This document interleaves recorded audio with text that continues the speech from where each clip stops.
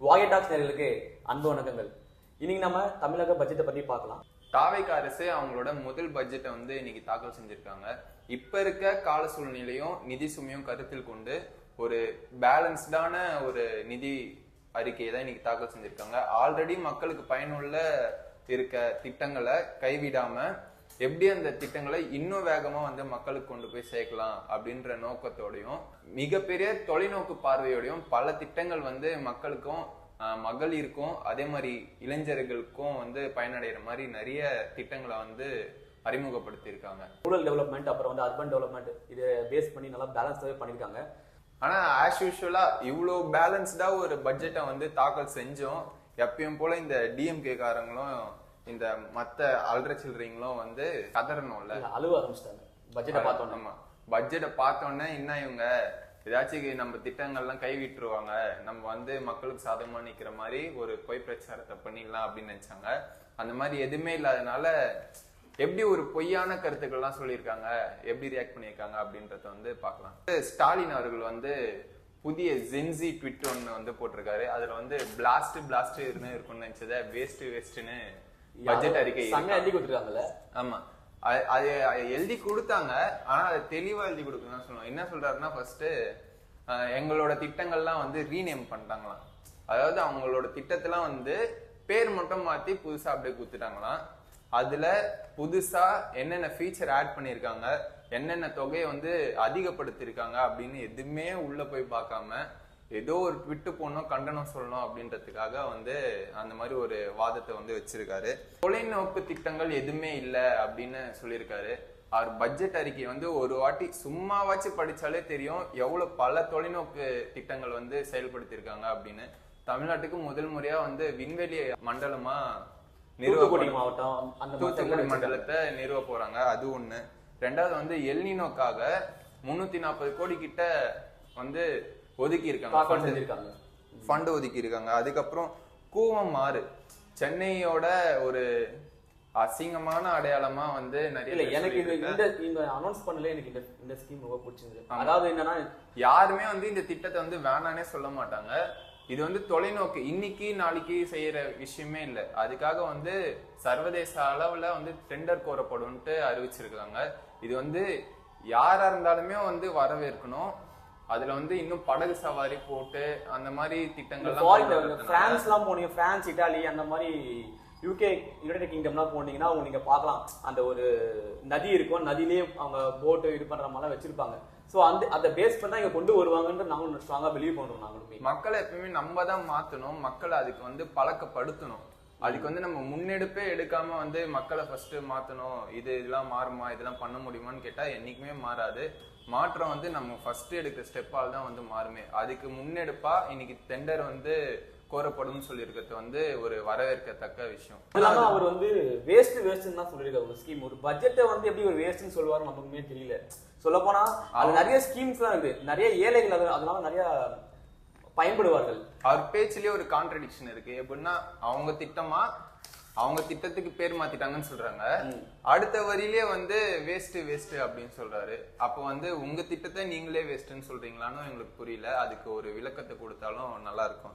அதே மாதிரி AI city, புதுசா ஏஐ சிட்டி உருவாக்குறதுக்கான சாத்தியக்கூறுகள் என்னன்னு ஆராயறதுக்கு ஒரு 5 கோடி பட்ஜெட்ல ஒதுக்கி இருக்காங்க. இதுல வர வைக்க வேண்டிய விஷயம். அடுத்த தமிழ்நாட்டை அடுத்த லெவலுக்கு கொண்டு போகணும், உலக தரத்துல கொண்டு போகணும்னா இந்த லேட்டஸ்ட் டெக்னாலஜி எல்லாம் யூஸ் பண்ணாதான் கரெக்டா. தமிழ்நாடு விஷன் என்ன, ஓகே இப்போ நெக்ஸ்ட் வேர்ல்டு எதை நோக்கி போக போகுதுன்னு கரெக்டா அனலைஸ் பண்ணி தமிழ்நாடு விஷன் ஓகே ஏஐ மூலமா பண்ணலாம் அப்படின்றத கரெக்டா கொண்டு போயிருக்காங்க. ஆந்திரா போன்ற மாநிலங்கள்லாம் அதை ஆல்ரெடி செய்ய தொடங்கிட்டாங்க. ஃபின்டெக் அந்த மாதிரி புதுசா சிட்டிஸ் கொண்டு வந்திருந்தாங்க. அதுக்கு முன்னாடி இருந்த டெக்னாலஜிஸ் வச்சும் சிட்டிஸ் அந்த மாதிரி ஸ்மார்ட் சிட்டிஸ் அந்த மாதிரி கொண்டு வந்திருந்தாங்க. இப்போ ஏஐ சிட்டி அது ஒரு வரவேற்கத்தக்க விஷயம். அதே மாதிரி மாணவர்களுக்குமே ஐடிஐ போன்ற துறைகள்ல ஏஐ திறன் மேம்பாடு டெவலப்மெண்ட் செய்யப்படும் அப்படின்னு சொல்லியிருக்காங்க. அதுவுமே வர வைக்க வேண்டிய விஷயம். இதெல்லாம் தொலைநோக்கு பார்வை இருந்தாதான் இந்த மாதிரி திட்டங்கள்லாம் கொண்டே வர முடியும். நம்மள மாதிரி ஆல்ரெடி இருக்க திட்டத்தையும் கைவிடக்கூடாது, நிதி சுமையும் கருத்தில் கொள்ளணும். அதே மாதிரி புதிய திட்டங்களும் மாணவர்களுக்கு செயல்படுத்தணும். அந்த மாதிரி ஒரு பேலன்ஸ்டான ஒரு அறிக்கையை வந்து தாக்கல் செஞ்சிருக்காங்க இன்னைக்கு. அது வந்து உண்மையாலே வரவேற்கணும், சூப்பரான ஒரு விஷயம். ஐயா ஸ்டாலின் பார்த்தோன்னா மாற்றம் டிவி ஏமாற்றம் டிவின்னு அவர் ட்விட்டர்ல போட்டிருந்தாரு. கடைசி வரைக்கும் இந்த மாதிரி கிரிட்டிசிசம் பண்ணிட்டே இருக்கணும்காக தான் வந்து மக்கள்லாம் வந்து நீ கடைசி வரைக்கும் டிவியே பாருப்பான்னு சொல்லி குளத்தூர்ல உட்கார வச்சுட்டாங்க. சரி, அடுத்து வந்து பாத்தீங்கன்னா இவரு உதயநிதி ஸ்டாலின் என்ன சொல்லிருக்காருன்னா, இந்த பட்ஜெட்டை பத்தி என்ன சொல்லிருக்காருன்னா, இது மொத்தமா வந்து ஒரு பூஜ்யம் தான் அப்படின்னு சொல்லிருக்காரு. இப்போ ஒருத்தவங்க கிட்ட உங்களுக்கு கேட்கறாங்க, ஒரு ஜெனரலா ஒரு ஃபீட்பேக் கேட்கறாங்க, என்னப்பா எப்படிப்பா இருக்குன்னு கேட்டாங்கன்னா, நீங்க நம்ம என்ன சொல்லுவோம், இதெல்லாம் கொஞ்சம் இம்ப்ரூவைஸ் பண்ணணும், இது இம்ப்ரூவ் பண்ணணும் அப்படின்னு சொல்லுவோம் நம்ம. ஆனா இவர் வந்து எதிர்கட்சி தலைவராக கொஞ்சம் டீட்டெயிலா பேசலாம். ஓகே, இந்த எஜுகேஷன் டிபார்ட்மெண்ட்ல நீங்க இன்னும் கொஞ்சம் ஏத்தலாம், இந்த விளையாட்டு துறையில இன்னும் கொஞ்சம் நல்லா ஏத்தலாம், இவ்வளவு பத்தாது, அந்த மாதிரி ஒரு கன்ஸ்ட்ரக்டிவ் ஃபீட்பேக் கொடுக்கலாம். ஆனா இப்ப நீங்க சொல்லும் போதுமே கன்ஸ்ட்ரக்டிவா கிரிட்டிசிசம் வச்சாதான் அது வந்து ஒரு பிரோஜனமா இருக்கும். இப்ப வந்து வேளாண் துறை இருக்குன்னா இத்தனை கோடி நீங்க ஒதுக்கி இருக்கீங்க, இதுக்கு பதிலா இன்னொரு 500 கோடி எக்ஸ்ட்ரா ஒதுக்கி இருக்கலாம் அப்படின்னு சொன்னா அது வந்து உண்மையாலே மக்களுக்கு வந்து உபயோகமா இருக்கும். எதிர்கட்சியில ஆளுங்கட்சிக்குமே வந்து அதை வந்து சரி பரிசீலனை பண்ணலான்ற மாதிரி தோணும். ஆனா இவர் எப்படி சொல்றாருன்னா பூஜ்யம் அப்படின்ட்டு வெறும் வெறுப்பு அரசியலை மட்டும் சொல்லிட்டு போறாரு. அது வந்து எந்த வகையிலுமே ஒரு எதிர்கட்சி தலைவரால மக்களுக்கு வந்து எந்த உபயோகமும் இருக்கு. அது மட்டும் இல்லாம வந்து பாத்தோம்னா லேப்டாப்லாம் வந்து எங்களுடைய வெறும் லேப்டாப் எங்க நேம் வச்சு அவங்க நேம் யூஸ் பண்ணிக்கிறாங்க. அவங்களே லேப்டாப் வந்து லாஸ்ட் வருஷம் மட்டும் தான் கொடுத்தாங்க. அந்த சைக்கிள் குடுக்குறாங்களா, சைக்கிள் பத்தி நான் சொல்றேன். அந்த சைக்கிள் ஏன்னா நானும் வாங்கியிருக்கேன். ஒரு நிகழ்வு வந்து சொல்றேன். நான் படிக்கும் போது எனக்கு சைக்கிளும் மடிக்கணினியும் கொடுத்தாங்க. சைக்கிள் வந்து எனக்கு நல்லா வந்துச்சு ஏதோ லக்குனால. ஒரு 4-5 பசங்களுக்கு வந்து அந்த ஃப்ரேம் இருக்கும்ல, சைக்கிளோட ஃப்ரேம், அது தனியாகவும் ஹேண்டில் பர் தனியாகவும் தான் கொடுத்தாங்க. அந்த பையன் வந்து தள்ளினும் போக முடியல, டெம்போலையும் தூக்கி போட்டு போக முடியல. அப்படின்னு என் சைக்கிளே நான் அடுத்த நாளே 1500 ரூபாய்க்கு தான் வித்தேன். அந்த சைக்கிள் வந்து எந்த பிரயோஜனமும் இருக்காது, உண்மையாலுமே எந்த பிரயோஜனமும் இருக்காது.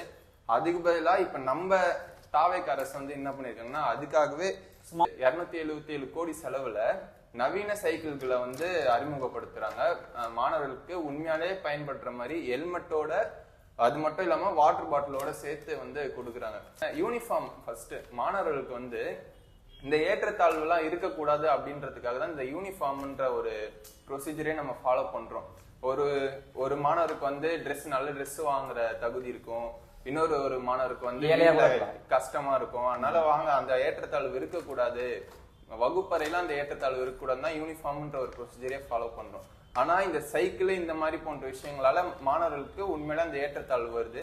இப்ப அதுவுமே இல்லாத மாதிரி ஒரு நவீனமான ஒரு சைக்கிள் கொடுத்து தரத்தையும் அந்த திட்டத்தை இன்னும் மேம்படுத்தி இருக்காரு நம்ம தமிழக முதல்வர் அவர்கள். அடுத்து வந்து பாத்தீங்கன்னா இபிஎஸ் வந்து என்ன சொல்லிருக்காருன்னா, அம்மா அவர்கள் வந்து செயல்படுத்த திட்டம், அதான் இன்ட்ரோடியூஸ் பண்ண திட்டம்லாம் வந்து பாத்தீங்கன்னா அவருக்கு பேர் வச்சிருக்காங்க, எங்க பேரை வச்சு யூஸ் பண்றாங்கன்ற மாதிரி சொல்லியிருக்காங்க. சரி, இப்போ அம்மா செயல்படுத்தின திட்டங்கள் எல்லாமே வந்து மக்களுக்கு உபயோகமா இருக்குன்ட்டு தான் நீங்க சொல்ற வாதம்.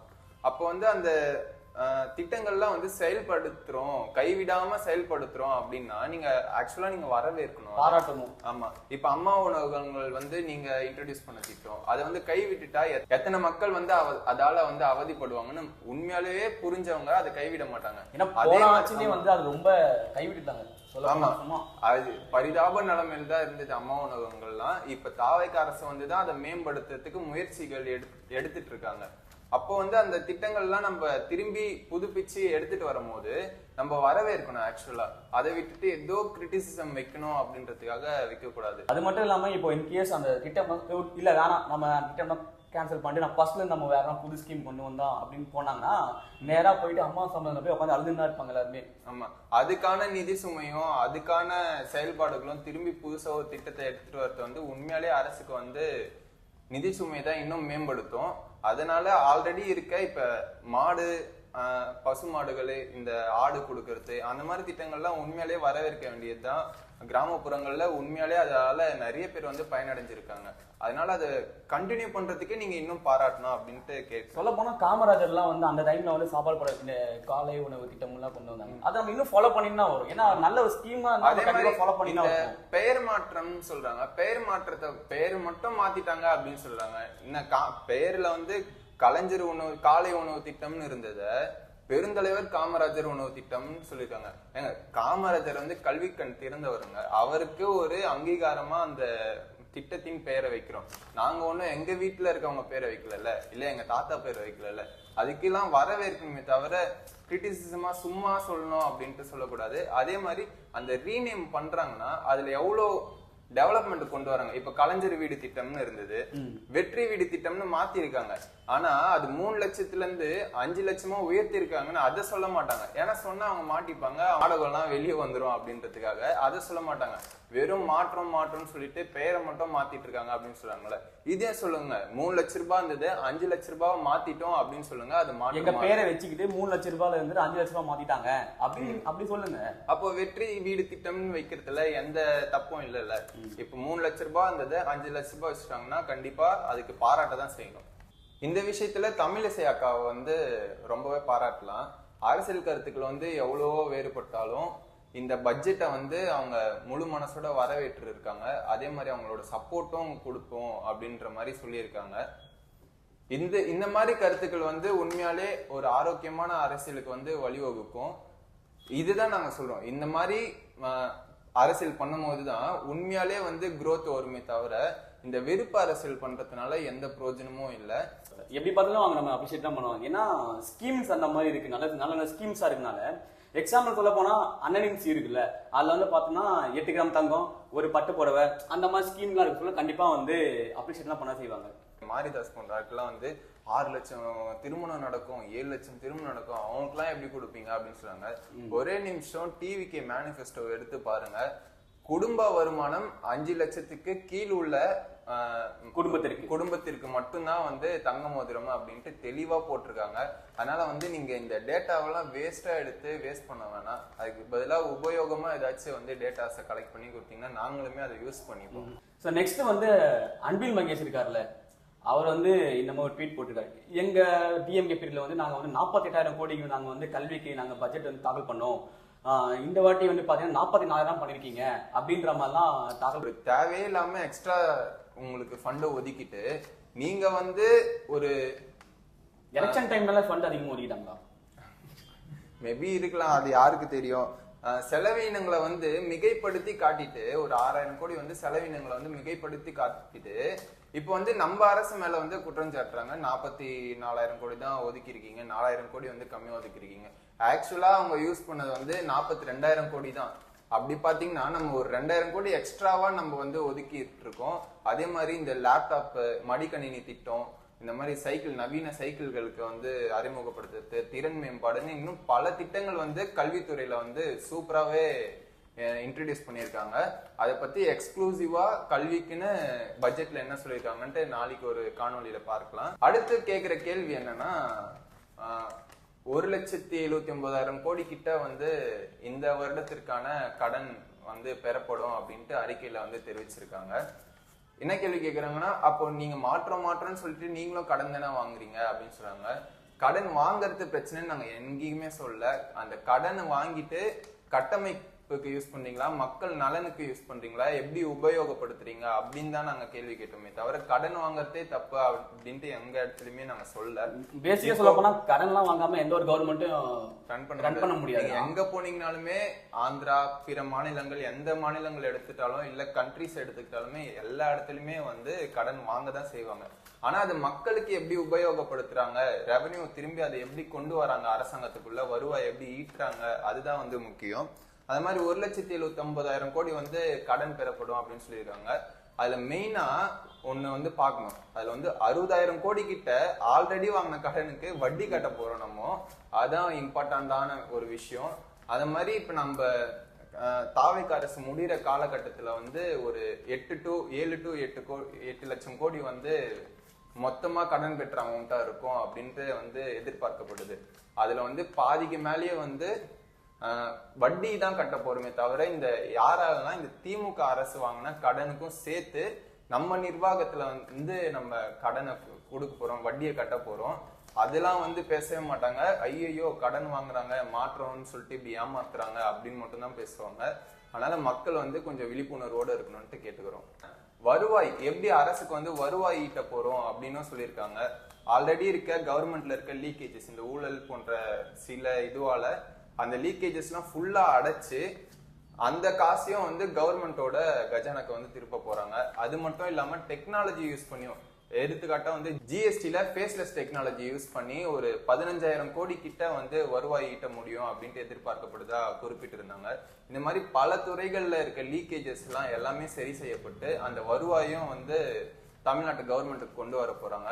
இவ்வளவு எஃபிஷியண்டா வந்து ஒரு கவர்மெண்ட் ரன் பண்ண முடியும், மொத்தமா இருக்க நிதி சுமையும் கருத்துல எடுத்துட்டு அதே மாதிரி பெண்களுக்கான திட்டமும் மாணவர்களுக்கான திட்டமும் அறிமுகப்படுத்தி ஆல்ரெடி இருக்க கடனுக்கு வந்து வட்டியும் கட்டி ஒரு எஃபிஷியன்டான கவர்மெண்டா செய்யறதுக்கு இந்த நிதிநிலை அறிக்கையை வந்து தாக்கல் செஞ்சிருக்காங்க.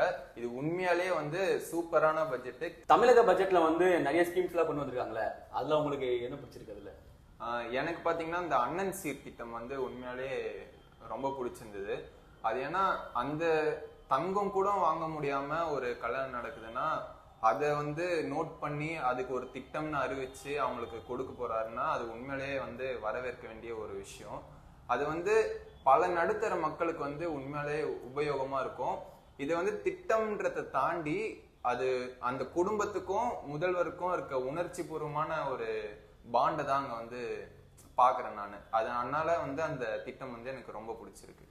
தங்க வைக்கிற விலைக்கு அதுக்கு ரொம்ப யூஸ்ஃபுல்லாவே இருக்கும். நடுத்தர குடும்பங்களுக்கு ஒரு தங்கம் வாங்குறது வந்து எவ்வளவு கஷ்டம்ட்டு உண்மையிலேயே தெரியும். புடவையும் பட்டு புடவை. ஆமா, எனக்கு என்ன பிடிச்சிருக்குன்னா பிடி பீரியட் தான். அதுல வந்து பாத்தோம்னா பிடி பீரியட் வந்து 5 நாளுமே வந்து பிடி பீரியட் அலோகேட் பண்ணிருக்காங்க. ஃபர்ஸ்ட் நான் சொல்ல போனா 5 நாள்ல வந்து 2 நாள் பண்ண பிடி பீரியட். அந்த 2 நாள்ல வந்து பார்த்தா மேக்ஸ் நாம வந்து வாங்கிட்டு போயிடுவாங்க, இங்கிலீஷ் நாம கேட்டு வாங்கிட்டு போயிடுவாங்க. இப்போ வந்து யூனிவர்சல் ப்ராப்ளமா இருக்கு. எல்லா ஸ்கூல்லயுமே அந்த 2 பீரியட் மேக்ஸ் சாரும் பிசிக்ஸ் சாரும் வாங்கிட்டு போயிடுறாங்க. அது உண்மையாலேயே பசங்களுக்கு போய் சேரவே மாட்டேங்குது. ஸோ இந்த வாட்டி எல்லாமே ரொம்ப ஸ்ட்ரிக்டா ஃபாலோ பண்ணுவாங்கன்னு நம்புறோம். ஸோ இது எனக்கு ரொம்ப பிடிச்சிருக்கு. அது மட்டும் இல்லாம அது லாஸ்டா பள்ளி வகுப்புலாம் முடிச்சுட்டு அதுக்கப்புறம் எக்ஸ்ட்ரா 1 hour அதுவும் டெய்லியுமே. அதே மாதிரி வந்து விளையாட்டுத்துறைக்கு வந்து இந்த வாட்டி அதிகமாவே வந்து ஃபண்ட் வந்து ஒதுக்கி. போன ஆட்சியில் வந்து பார்த்தோன்னா 500 to 600 வச்சிருக்காங்க போதும். இந்த வாட்டி ரொம்ப டபுள் அப்படியே இரட்டிப்பா இருக்கு. அதனால வந்து அதுவுமே உண்மையாலே வரவேற்க வேண்டிய ஒரு விஷயம். அதே மாதிரி உங்களுக்கு என்ன ஸ்கீம் இன்னைக்கு இன்ட்ரோடியூஸ் பண்ணதுலயே பட்ஜெட்ல அறிவிச்ச ஸ்கீம் வந்து பிடிச்சிருக்கோ அதை வந்து கீழே கமெண்ட் பண்ணுங்க. நன்றி, வணக்கம்.